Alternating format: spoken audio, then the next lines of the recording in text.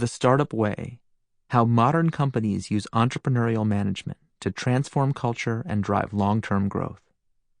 This is the author, Eric Ries. For Gabriel and Clara. Introduction. On a summer afternoon, a team of engineers and a group of executives at one of America's largest companies met in a classroom deep in the heart of their sprawling executive training facility to discuss their multi-$100 million, 5-year plan for developing a new diesel and natural gas engine. Their goal was to enter a new market space. Excitement was running high. The engine, named Series X, had broad applications in many industries, from energy generation to locomotive power. All of this was very clear to those assembled in the room, except to one person who had joined the meeting with no prior knowledge of engines, energy, or industrial product production, and was therefore reduced to asking a series of questions that Dr. Seuss might have posed. What is this used for again? It's in a boat, on a plane, by sea and by land, on a train? The executives and engineers alike were no doubt wondering, who is this guy? That guy was me. The company was GE, one of America's oldest, most venerable organizations, with a market cap at the time of $220 billion, and no fewer than 300,000 employees. So what was I doing there at GE in the summer of 2012? I'm not a corporate executive.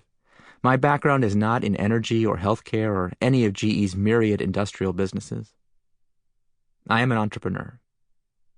GE Chairman and CEO Jeffrey Immelt and Vice Chair Beth Comstock had invited me to Crotonville, New York that day because they were intrigued by an idea proposed in my first book, The Lean Startup, that the principles of entrepreneurial management could be applied in any industry, size of company, or sector of the economy.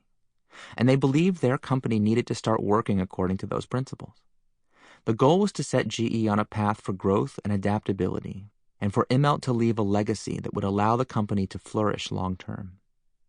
That day we took a fresh look at the plan for the Series X engine and realized that it could get to market radically faster by building a simpler engine in a matter of months, not years. It was the first of many such sessions, some of which you'll hear more about.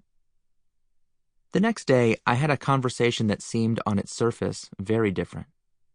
It was with the founder and CEO of one of the next generation of hypergrowth tech startups. The two companies couldn't be much more different, one old and one new, one the market leader in many of the businesses it's in, the other fighting to get traction, one building massive physical products, the other building the kind of software infrastructure that powers the internet, one East Coast, one West Coast, one where executives wear suits and the other where they wear ripped jeans. The CEO of this company, an early adopter of the Lean Startup, was confronting a new set of challenges. How could they scale beyond their first successful innovation?